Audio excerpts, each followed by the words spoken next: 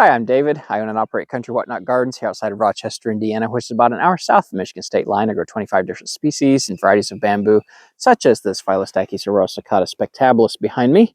But the focus of this video is this Dwarf Alberta Spruce that has been kept roughly tamamono style. It should be a little bit more squat.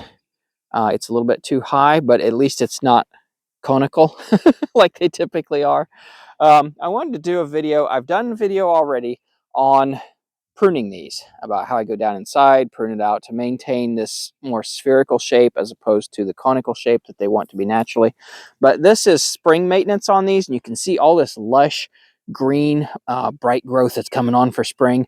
And I just wanted to show this, that you can also penalize the top of these bushes to help keep them round. When this new growth comes out, you come along and you take off the new growth that's on the very top of the bush. And you can do this just with your bare fingers. It's fine. It's soft at this stage. It's not prickly like the old growth. But what I want to emphasize is when you take these off and you pinch these off, throw them to the side away from the bush.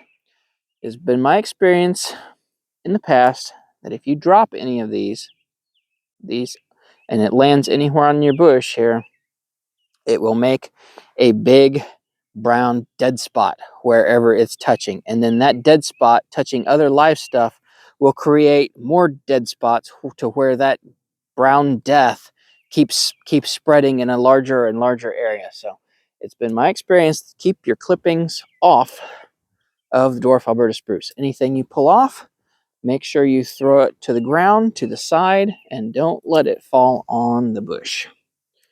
And this is a good practice to help keep these types of bushes round. And you might say, why would you go to the bother of keeping a Dwarf Alberta Spruce round when it wants to be conical, when there are other spruce bushes, dwarf spruce bushes, that will stay round on their own, such as bird's nest spruce and so forth? Well, the answer to that is the deer and the rabbits destroyed in very short order my bird's nest spruce that I had years ago, but they do not bother the Dwarf Alberta Spruce. So sometimes you have to work with what you can grow in your area, not only for potential disease and other problems, but also for the wild critters that want to eat them.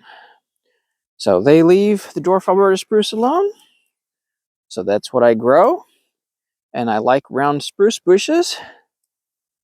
So this is how I have round spruce bushes, by pruning them and also by removing the new candles in the spring as they come up on the top of the bush. Now, I will not remove the new growth off of the sides of the bush because you want it to become wider while keeping the height reduced, right? That way it's not becoming its natural preferred by it, not by me, its preferred conical shape. I don't want conical bushes in my garden. It's just an aesthetic, personal aesthetic thing. I don't care for conical bushes. I like round bushes. So I will remove the new growth off of all these to keep them more tamamono style, round. So I will continue pulling the new growth off the tops of these bushes, and I'll not keep you any longer, because if you watch me do all of these bushes in a whole video, it would probably be pretty boring. But that is the idea. You get the idea of what I'm doing there. And if you like the video, please give me a like, subscribe, and share. I'd really appreciate it. Until next time, thank you for stopping by, and take care. Bye.